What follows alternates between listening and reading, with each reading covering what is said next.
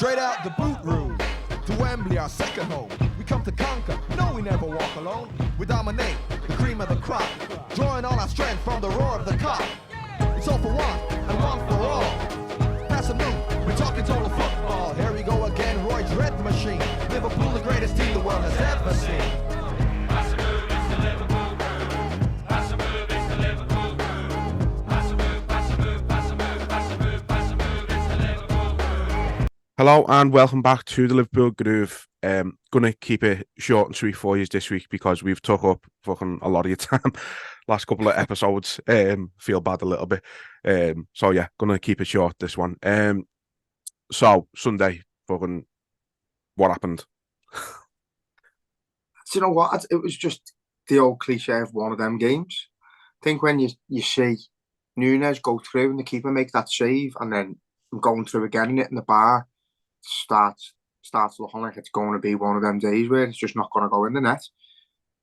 I don't think we were under any threat whatsoever. Like I seen full-on meltdown saying we were absolutely shit. I don't see it. I just think it was one of them days where it wouldn't go in the net. On another day, that's like a Bournemouth game. You could be getting 9 goals. So I don't see... I couldn't get my head around all the big meltdown of how shit we were and how we were... People were saying we were arrogant from turning up to games just expecting to win. I didn't see none of that. I just seen Liverpool attacking and the ball not going in the net.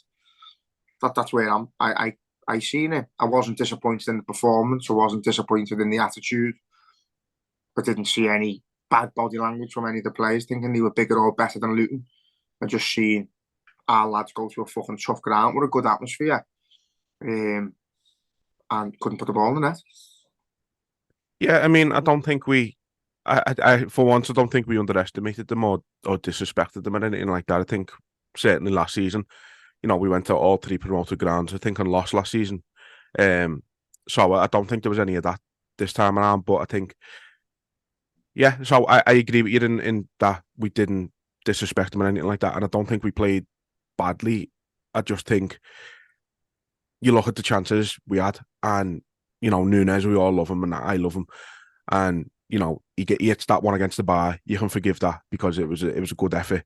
You know, I think he's had a couple where the keeper saved it again. That's just part and parcel of it. And then the sitter, where he's hit it over the bar from next to the post is just awful. I think it just makes me laugh, lad. He just makes me smile because he's. You know what it is, lad? For me, I've looked at it, and for me, it looks like he's tried to fucking welly it to make sure it fucking goes in. Have you just said welly? I've just said welly in 2023. On a Scouts podcast, you just used the term welly. I have indeed. That's the only word to describe it. And I stand by that word fully. No, but he's tried to bladder it, put his fucking foot through it to make sure that he scores, and he's put too much on it. All it needed was a little side foot because he was next to the goal. It was harder to miss. He literally had to let it hit him and go in. I don't know how he's missed it. I can't condone how he's missed it. I can't help but laugh because it's the most Darwin Nunez thing ever. Like them chances he's had where he gets on the end of that ball and strikes it at the bar. Even that's a half chance. Trent's made that out of fucking nothing, and he's on the end of it. Trent's playing that ball because he believes that he can do something with it. Otherwise, he wouldn't play it. But he should be scoring that as well, really. He's too rash. He's too... Everything's in the heat of the moment. Nothing's calculated. But that is why we love him. But in his defence, they're saying that goal would have been offside anyway. Although I don't think it was. I thought Salah was onside. People are slating Salah for missing that header. Where it depends how you want to look at it. You can't see his eyes. You can't see where he's looking. I don't think he's misheaded that at all. I think he's played that down to Nunez. Yeah, I thought the same. I don't understand why they were saying it was a bad header and he's messed up and things like that. I do think it was meant. Like the way Carragher's going on. You've got to talk about the first one. It's terrible from Mo Salah. You can't see his eyes. You can't see what he's doing. All you can see is the back of his head and his head spin towards Nunez. So in my head, that's a pass and it's a brilliant pass. Nunez should be scoring, and effectively it could have cost us another 2 points. But you've just got to. It's that type of season where it's going to be a roller coaster. Said we're still learning. Darwin Nunez is not a box striker. He's always going to do stuff mad in front of goal. That's why I prefer him on the left. He's still learning that role of putting the ball in the net. It's like teaching a 6-year-old who's never played in front of goal before. It's mad. It's crazy for a professional footballer to be that rash. But he's different, and that's why we like him, I think. Not because he misses, but because you don't know what to expect. When he shouldn't score, he scores. How the fuck do you score that goal the other day, lad, and then you miss that? It just makes no sense, but that is why he's chaotic. Yeah. But he can't, like... Someone messaged me on my Facebook page saying, basically, saying he's shite. He'll get us 20 goals a season, but he's shite. And we can't just see him as a little cult hero. And I'm like, it's like he's a better footballer than Divock Origi, but we absolutely idolise Divock Origi because the big goals he scored. This lad's 22. You know what I mean? He's got years ahead of him to get better, to prove himself. We don't see him as a cult hero because he's shit. We see him as a bit of a cult hero because he's a little bit of us, isn't he? He's a little bit mad. He's a little bit determined. He's passionate. Wears his heart on his sleeve. And that's why we like him. But by no means do I think he's overrated or shite. I think he's going to get us 20, 30 goals a season and be involved in 10 to 15 as well. He's just got to tidy up the basics of his game. The mad party game that you don't expect. What defenders can't defend. He's brilliant at. He is chaotic, but he has got to improve in that 6-yard box. And that's it. That's probably the only thing I can say is if he learns to put that ball in the net and just let it hit him and not do the fancy stuff, then spot. He done it the other day. The goal he scored, the tap in, he put that in the roof of the net. Yeah. So if he's a yard further out, that's going over as well. Yeah. But he's fucking mad, lad. But I can't help but smile when I talk about him because I just love him. No, and you know what? Like he's just one of them players, and like even my dad says every time he scores, he goes, "I just love him scoring more than anyone else on this team," and you do. Like, look at it when fucking Gravenberch scored against Toulouse because Nunez done all the hard work and missed the sitter. He got the fucking. Everyone was chanting him. No one was asked about Gravenberch. I felt a bit ass on him, in fairness, but he's just that type of player, lad. You're drawn to him. I mean, we said it last time out. You're just drawn to him. You want him to do well, but he's got to start doing the basics. And until, like, there was people have been asking on Twitter, like, is Darwin Nunez an elite striker and is he world class? And I said, and I sort of replied to one of them saying he's not world class yet. And it's because he needs to work on them basics of just letting the ball hit him, having a bit of composure when he's got an open goal and things like that. Or just, not even just an open goal, a tap in, like you said, the one he nearly put over. He's got to have that bit of composure to become world class. And once he does fix them basics while still having that chaos, it's game over. But he needs to fix that part of his game. If he's playing as a number 9, he's got to like watch videos of Haaland and Fowler and players like that who are just in the box and they just score. At the minute, as a footballer, he's better than Haaland. As someone who's invested in the game and a part of the game for 90 minutes, he's better than Haaland. I'd rather have him on my team. But if you're in a fucking big match and the ball's going in the 6-yard box, you probably don't want Nunez near it. You'd rather have Lucas Leiva in the 6-yard box than Darwin Nunez. It's fucking crazy. But that's where we're at. He's involved in fucking nearly every attack we have. He sets it up or he makes the initial pass or he wins the ball back. He does something to be involved in that attack. So you've got to give him credit for that. He's just got to tidy that bit of messiness up. And he's got to stop doing things like full on. If he just stops being so full on and just accepts a tap in as a goal and not breaking the back of the net, then he'll be sound. But again, it's things he'll learn. That's where I always think, like, if you could have someone message me saying, if you could have like an Ian Rush behind the scenes, showing him positioning and fucking where to put the ball and stuff like that, you've got yourself like a knowledge that you can't buy. Just sat there, get him or Robbie Fowler in to just show him the basics because that's all he's lacking. Like even the run You see that ball from 20 today, as soon as 10 picks the ball up, he knows where to be. So his positioning is absolutely phenomenal for a lad of his age as well. The way he knows and reads the game so early on in his Liverpool career, knows what play is going to produce what pass and where to go, and each player's got it. I think that's brilliant. Just got to learn to tap the ball in the net, lad. Yeah, everything's there. It's just, as I say, it just needs fine tuning. Yeah, exactly. And so that's it. Like, I'm not worried. Like it's under Klopp, it's going to come, and obviously, you know, in the national setup now as well, he's got Bielsa as manager. So, you know, there's not fucking many better managers in the world to be learning from than Jurgen Klopp and Marco Bielsa. Exactly, lad. But you know, like if we were sat in a room with Guardiola and Haaland, I'd imagine he's probably saying, "Look at what Nunez is doing here. If you can add that to your game, you'll be the fucking like even more perfect than you already are. And we should be doing the same. Look at Haaland. If you can add that to your game and be complete strikers, because at the minute you don't know like what Nunez is going to do. You know Haaland's going to be in and around the box, and you know if he is and the ball gets to him, it's a fucking goal 9 times out of 10. That's all we're lacking. But I think again, back onto the performance, overall performance. I think Nunez could have had a hat trick on the day. One goal through fault of his own, Mr. Sitter.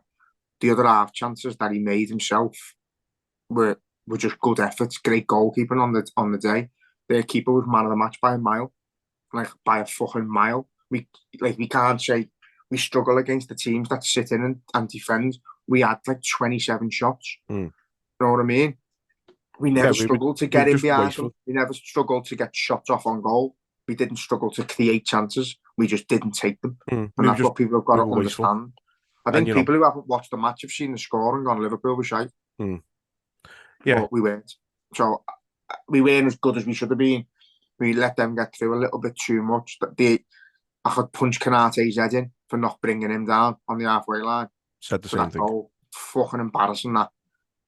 Skips out the way of him. But they're just things, again, young lads not wanting to make mistakes, and in doing so, making mistakes. And it's costing us. But I think with the late goal, it doesn't feel like a win at all. It feels like a point grabbed when it should have been over and done with. Yeah, I mean, I didn't react to our goal, I'll be honest. I was just disappointed that I knew it was fucking... It happens all the time, doesn't it? The one weekend where we can fucking capitalise on other teams around us dropping points and we don't. It's just typical Liverpool, it seems. You know, we can't afford to be doing this too often when you've got, you know, City at top of the table now. It's the way you've got the way they've been the last few seasons. You've got to look at it like they're not coming off the top of the table for the rest of the season. That's the way you've got to approach it. So you've got to be getting every single point you can. But look, you said it, their goalkeeper was man of the match. Luton gave their goalkeeper man of the match, so that tells you what the game was like.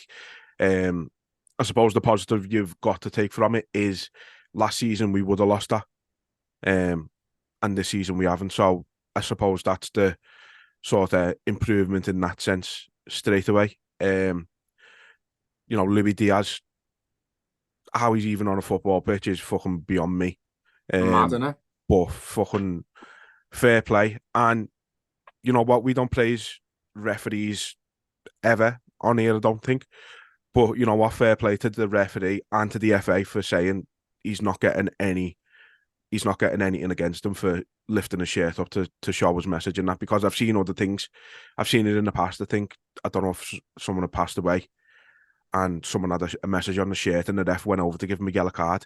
And you can see the referee was gutted about giving him the yellow card, but he's still done it. It's like, if you're a referee in that situation, surely you'd rather go, you know what, yeah, all right, I'll fucking just take the punishment. What are they going to do? Give me a punishment is a warning, innit? Just listen, you need to be more strict. That's it. Yeah. So fair play to the ref and the FA for saying they're not going to do anything. Don't get me wrong, it's the fucking least bit of empathy and compassion you can have. But fair play, because normally they don't do that. No. I wish he'd have lifted his top up properly, though. It was doing me head in. I think he was just doing it so that he wasn't... I think he was just trying to be as careful with it as possible to make sure he definitely didn't get a yellow. Yeah. Thinking, what's that top word say? Get your fucking top up, lad. No, brilliant. I can't believe he's come on and done that. I can't believe he's been involved and he's been in training. And, you know, hopefully things get sorted soon. I think it's just a weird situation to like, it almost feels that the dad's not a threat, not under any danger, but they've still got him. But I don't understand it all. They're negotiating to get him out and they're giving timescales of when he could be freed and all that. It's fucking mental. It's mad. It must be fucking terrifying for him. It seems like it's a sort of power struggle thing between the group and the government. The way I'm reading it, like, be holding the government to ransom now. Because he's a high profile name, and you've seen protests and that, and footy teams supporting him, and you know, I think the government might have to stand in and go, listen, we'll give you what you want. Yeah. I mean, aside from the result, like you said, the atmosphere for the most part was great. Obviously, I mean, it happens at every game. We have now, unfortunately, but Luton, the poverty chance, the Hillsborough chance that aren't Hillsborough chance. It's just, when's it going to end? Are we going to start playing, fucking Havant Waterlooville again, and are they going to start chanting it? I've seen fans saying it's not about Hillsborough, it's about Heysel. Makes absolutely no sense. It's got to stop.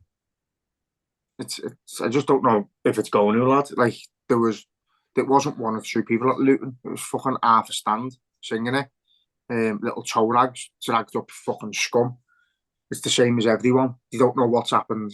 They haven't got a clue of the hate it causes, but they still chant it because it's fucking, I don't know, is it cool or something to sing about dead people? It's just fucking sad. Do you know what? It's horrible as well, because you go to them little shit clubs and them little shit grounds, and you're like, I hope they have a boss little day out. Seeing Mo Salah, seeing Nunez, seeing Trent, Alisson, I hope they enjoy it, because they're not going to be here for long. And then they start that, and you think, I fucking hate all of you. I hope you get stranded on a main road for fucking hours on your way home, you cunts. But I don't know how it's going to change. There's not enough happening. There's too many. You can't drag them all out. And there's too many. When you see the likes of Notts Forest come to Anfield with their banner and display the banner in solidarity with the 97 and the families and that. And then the next week you've got fucking Luton, who are absolutely no one singing about it. It's crazy. Thing is, though, you mentioned, sorry to just jump in there, you mentioned it's the North-South divide, lad, as well. It's all them clubs that sing it. Like, see your Chelsea's, your Lutons, the fucking just scum. I know, and you're right, but, at the same time, you had, and I want to stress, this was very much a minority, but you mentioned Forest. Even when we went to the City Ground last season, you had Forest fans chanting it. So the majority of them, fully in solidarity with Liverpool and the 97 with that. I mean, I don't understand how they couldn't be, but even then, you still had a minority chanting it at the City Ground. And again, these are ones who won't understand what's happened and just hear everyone else chanting it and go, oh, well, it must be the norm to chant it. Like, let's just do it. And they do it. But nothing happens. That's the problem. Luton put out a statement, half-arse condemning it. What's going to happen now? Nothing. No, fuck all. So that's what I mean. It needs to be a point where start giving a fucking closed grounds, give a point deduction, even if it's only a point, just to prove a fucking point. Luton, we're talking you a point because your fans are scum. Sound, yeah. Start making it. Get onto the pitch. Start affecting the football team. You know what I mean? They do it in the fucking European countries. If your fans are cunts, you play behind closed doors. You make no revenue that week. You've cost your club grands. You know what I mean? It's millions. So they've got to start being harsh with it. Fucking hell. You shout something homophobic, you're getting dragged out by your fucking ears. Getting arrested, you're getting put in a fucking cell for the night. But you can sing about dead people. It makes no sense, lad. It's just it's fucking very strange how it's still going on. We've done everything we can to fucking turn over them lies, prove the fact that fucking Liverpool fans are innocent. Even with Heysel, you name me a fan base that gets fucking attacked by hooligans and doesn't fight back. Just all mad. You know what I mean? Fucking attacked in the stands by hooligans who were there on purpose to cause trouble. And Liverpool, as Liverpool would, fought back. didn't push a wall down, didn't purposely fucking make the stand collapse. It was an accident that people need to understand. And obviously, we're Hillsborough. Everyone knows the truth about Hillsborough now. Liverpool fans were innocent, and the survivors were fucking heroes. So it just needs to stop. But I don't know when it does and how it does. It's got to be a big punishment. Yeah, but it's not going to happen, is it? I think, obviously Ian Byrne and the people around him, they're working hard to get the Hillsborough law implemented and things like that. And I think until something like that does happen, we're not going to see any change. But even then, I'm not so sure the way it's going at the minute, because like you say, it's every week. It doesn't seem to matter who we're playing. The only fucking break we get from it is European teams. European teams show us more respect to the 97 than nearly any club in England do. I know, it's annoying, lad. It's the one that gets, like, don't get me wrong, I'm not asked about people singing Feed the Scousers and Shine On and all that, because that's just stereotype banter, if you want to call it. That's been going on since the fucking 60s, the 70s, the 80s. That's just something that's always happened. Like fucking you stole my stereo, all that shit doesn't ask me at all. There is food banks, there's food banks all over the fucking place. And it's horrible, but I don't think that's directed at that. I think that is just still an outdated stereotype. Yeah, that's all it is. It's not. No one's looking at how many food banks in Liverpool. Let's rip them for being skint. I don't think it's like that. So that doesn't necessarily fucking bother me. And you've seen how much we do for the food banks and that. I don't think that's personal. I don't think that is. I think that gets sung at every ground all over the country, especially at Christmas time. It's just one of them things. But always the victims, the key word in that is always. So basically what you're saying is no matter what tragedy we've been involved in, no matter what hurt the city's had, it was our fault. No matter what. That's what always means. That's what we try and stress to Evertonians who can't see their arse from their elbow because they're thick as fuck when they sing it. Because that hurts more when they sing it because they're from here. Yeah. But that's it. You can't explain how it must feel for people in that ground who are at Hillsborough, at Heysel. Do you know what I mean? We can only talk about it from a fan point of view, and I've got mates who lost loved ones and that, but I'll never feel what they felt, and it hurts me. So yeah, it's fucking sickening. But until the Premier League come in and do something drastic, then it won't ever change, lad. No, and that's the sad part, isn't it? And people will listen to this and think, oh, well, we only care about people fucking, chanting about Hillsborough and Heysel, and it's not what we're getting at. And, if you listen, if you go back and sort of listen or watch the interview that I've done with Ian Byrne, he stresses that it's not just, it's going to be, it's called the Hillsborough Law now because it's the biggest injustice that we've seen in terms of a sporting tragedy. It's one of the biggest injustices we've seen in the country, full stop. So it makes sense that it'd be called Hillsborough Law, but it's not just about that. We don't want people chanting about Munich. Nobody goes to Bradford and chants about the fire. Nobody goes to Ibrox and chants about their fans dying. It's like no one goes to Leeds and starts chanting about the 2 fans who got killed in Turkey. Why is it acceptable when it's Liverpool? No. To be honest, lad, you probably do get their derby singing because I think football fans are just sick, but it goes from a banter to being warped in the head. And I think you'll always have, no matter what stadium you're at, if there's been a tragedy or a disaster where people have lost their lives, you're gonna get some dickhead somewhere chanting it.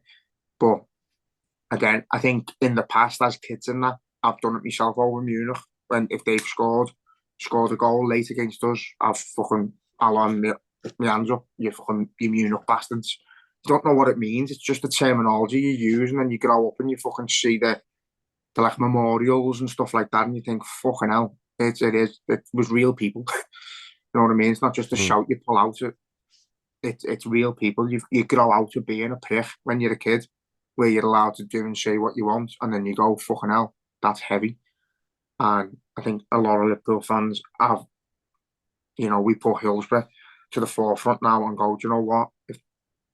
If we can't fucking accept people singing about that, why should we do it? And I haven't heard any chanting like that for fucking years. They haven't. Not at our ground. So, yeah, you've just got to hold your hands up and go, it's a fucking scum thing to do. Don't do it.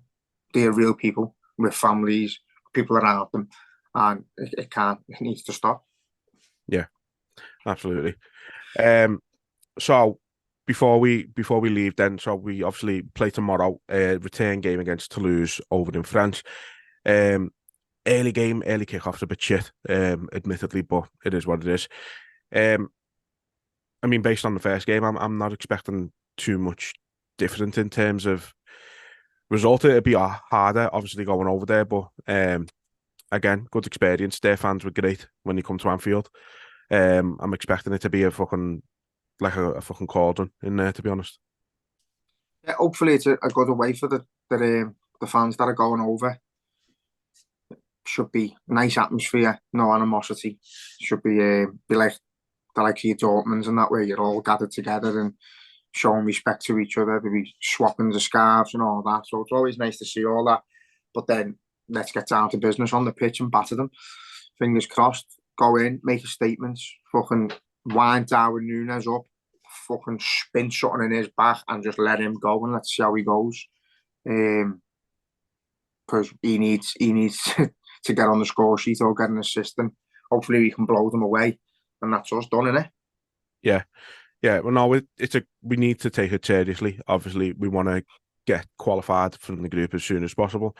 Like you've spoke about previously, it gives us then a chance to bring in some of the younger ones and give them a proper run out in it for the last couple of group games. Not to say we're not going to obviously take them seriously, but it means we can rest a few more than we have been in it. I expect to see McAllister play. Obviously, he's banned for Brentford on Sunday. I didn't think he was very good on Sunday, I'll be honest, but again, it was a tough game. I don't think there wasn't much control in the midfield in the whole game, I didn't think. So he'd be looking to put in a good performance, I think, but I can see him starting with not being able to play Sunday. I thought Szoboszlai was poor as well, to be honest. I thought the midfield, I think it was sort of, because someone commented on my post and he said about Trent shouldn't have been central, should have kept him a right back and used the flanks, but I thought every attack come through Trent. I thought the midfield was shite. So Trent slipping into that middle role, I thought was our outlet. Didn't help us defensively because he had a bad game defensively, Trent. He got fucking smoked a few times, but you know, you'd accept that when he's playing them passes in behind, and he's done quite a few, to be fair. A few brilliant passes, just ironing out and got us on the attack. Yeah, McAllister struggled. I think at times was just skipping around, and he looks like he reminds me a bit of Alonso. Alonso was a bit of a shithouse in a tackle. Goes to go in and pulls out. But then when you get him the ball, he can do lovely things with it. Szoboszlai, I think, just wasn't himself on the day. He's played a lot though. You've got to remember that. I was going to say that he looked a little bit lethargic, so I think he could do with a rest. Yeah, just one of them. The midfield was sort of bypassed. We were needing Trent in that middle to create the chances. Nunez having to come into the midfield to collect the ball to try and set up. So, yeah. No, I wouldn't mind seeing like Curtis Jones, McAllister, and Gravenberch start or something. Just give Szoboszlai a bit push of a rest. McAllister up a bit. Possibly, but I think Enzo will be starting the weekend, won't he? So they might keep probably, him. Actually, yeah. So yeah, go all out. Try and have fun with it. Try and pick them apart and beat them. Yeah. You mentioned there about like Trent not putting a tackle in as well, and like I seen that. I'd put that on Twitter myself on like while the game was on. I just think I don't think anyone wanted to put a tackle in on the day. It was just really weird. You were doing what I used to do. You throw your leg out to make it look like you're trying to tackle, but really you're not asked about getting the ball. You don't want the ball. Take it off me. But it is. It's one of them. You throw your leg out to make it look like you're having a go, and I felt like that's what a lot of them were doing on the day. Yeah, just getting skipped past. It just was very effortless. But again, like I don't want to use tiredness as a moan this early on in the season. But again, we're struggling to get these podcasts out because we're playing that often. know what I mean? We're fucked. I'm only doing an hour. But no, do you know what I mean? They're from training, resting, playing. It's this Thursday, Sunday site's annoying. We need to get back in that Champions League. But you can only do so by fucking winning this cup. Yeah, that's it. Well, yeah, look, it's going to be a good game tomorrow. Obviously, we've got Brentford on. He wants to say something. Yeah, I'm not predicting anything ever again either. Ever. I was sat there on like 70th minute thinking, score now, let's get another 4. Like. Fuck's sake. Yeah, no, never predict anything ever again, please. I've learned that the hard way. But look, yeah, hopefully we get qualification to the next round secured tomorrow. Go to Brentford, put in a decent performance. They're back at Anfield. Tough game, man. Yeah, you know what? I was going to say they're like our bogey team, but we've got about 4 or 5 of them in the league now. Everyone. But the fact that they've worked their arse off against West Ham the other day, like I always look at things like that. Luton will get absolutely mauled in their next game, whoever they play. Guarantee you, they'll be absolutely fucked for a week after the shift they put in against us. We dragged them all over that park as well. We made them run like little bitches. I can't wait for them to go down because your fans are cunts. Ha! So, yeah, Brentford worked their arse off against West Ham. Got the 3 points. So I think they might be feeling it a little bit.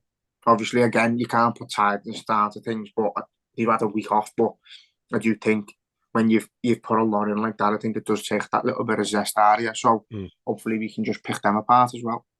Yeah, and hopefully, you know, both of our games aren't as eventful as fucking Tottenham and Chelsea on Monday, because I missed it. I put my tweet out because you messaged me, and I thought, what a time to put this T-shirt out. Lad, that's the maddest game I've ever seen. I still haven't seen what's happened. I don't know. So, to sum it up, Udogie should have been sent off for a 2-footed lunge in the first half.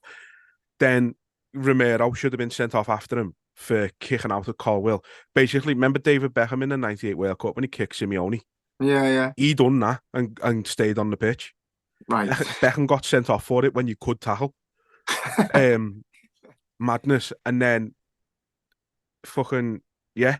Then Romero goes fucking catches someone knee height after winning the ball. I say knee height, it was like, it was below the knee, but it was like a good halfway up his shin, like, and Tottenham fans are like, I've seen that still. It wasn't a red card. It's like he's nearly left with his leg.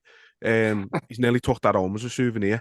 Then Udogie gets sent off for the fucking second yellow. It was like it was a carbon copy of our game in that sense. And then fucking yeah, people are praising Postecoglou for playing a high line with 9 men. It's like, I've said it a couple of times. Chelsea is shit, by the way. Absolutely shit. Like, they should. A good team would have scored 8 that game, the way Tottenham lined up. But Chelsea's only fucking threat is pace. You've got Sterling, one of the fucking most rapid players in the Prem, and you're playing on the halfway line with 9 men. All he had to do was time his run. He was 3 on goal. They gave Nick Jackson 3 open goals, and he still fucking missed the sitter as well. Like, it could be so much worse. With, you know, Darwin Nunez might miss the odd sitter here and there, and you know, just make us laugh. But Nicholas Jackson would make me partway suicidal. Honest to God, lad, they're awful. They're so bad, and it's hilarious. But yeah, crazy game. But again, it comes back to refereeing, and I'm not going to fucking dwell on this because we need to end this. I promised you a short one. But again, how VAR have looked at the Udogie challenge. If you get a chance, like, go just look at the highlights, because Udogie should have went. It was a proper old-fashioned 2-footer. I'm going to try and break your leg here, and it's just lucky he missed him. Okay, now I'm not going to say I've missed it. I love them games. Yeah, they've done it. Shit or not, like, I just love when they. As a neutral, it was boss, but like, how VAR's missed that, I don't get it. Then with the Romero one where he's kicked Colwill, you said it's petulance and not violence. It's like he's kicked them on purpose. That's not petulance. How are you making these decisions on what's going through your fucking head? Some of them could be near manslaughter, lad, and they still don't get booked. But I enjoyed the Arsenal Newcastle game as well. I didn't see that. I was in Manchester, like. Lad, bizarre. But that's the thing. That's questionable, lad, isn't it? Because I get the ruling of it. Like Carragher's saying, because it's because the goal is physically being given by the referee, and there's no conclusive evidence that the referee's wrong. They can't do anything about it. So I get that, but it was just like, if that had happened to us, I reckon there'd have been fans going on the pitch to choke the ref out, because it was like, right, we're looking for potential ball out. Oh, he didn't give an answer whether it was in or out, by the way. We're looking You haven't for got an potential angle, ball that's out. Oh, and now we're looking for potential foul. And now we're looking for potential offside. Everyone's just in the stage. Like, just looking for a way not to give it. And then he give the goal, and I was like, that's madness. Yeah. No, but you know what? Japan in the World Cup scored a similar goal where it looked like it was out. But it's like with the corners now, no player puts the ball in the fucking quadrant anymore. They overhang it, and as long as a bit of the ball is fucking overhanging the quadrant, it's sound. So it's that. It, like you said, it's inconclusive whether it was completely out or not.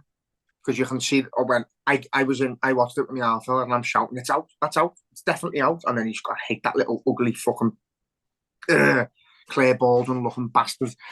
Does me head in. Oh, yeah. But, yeah, I said, that's out that. And then when it shows you the still, it's 100% out. But as you say, there could be an overhang from the ball, and because you can't prove it because it's that close. You've got to give it. One of them. The foul, when I call for a foul, but when you're out watching it, I think what Neville and Carragher said is right. I think he's gone to head the ball, and the hands on the back has made it look more like a push than it was.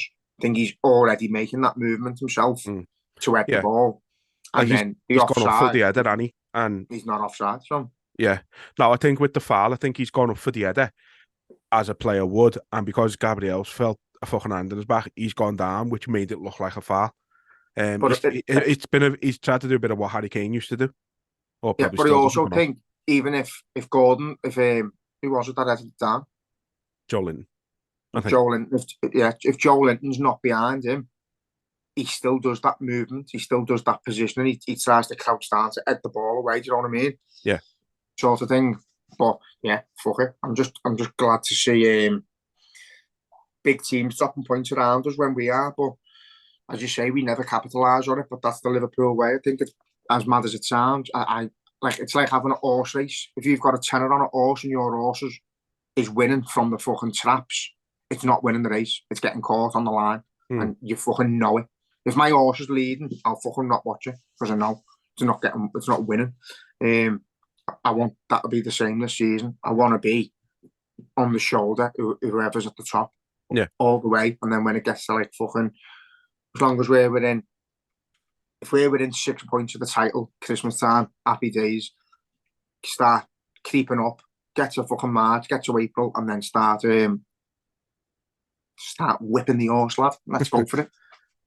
Yeah, look, if there was ever a weekend to drop points, it was that one. Thankfully, Arsenal and Tottenham also drop points.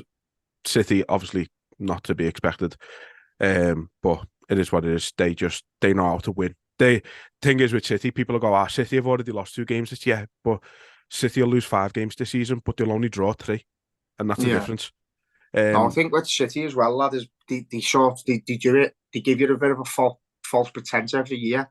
They have a few shaky games at the beginning, and you think, oh, these aren't quite the same, and then they just click, and you're like, fuck's sake.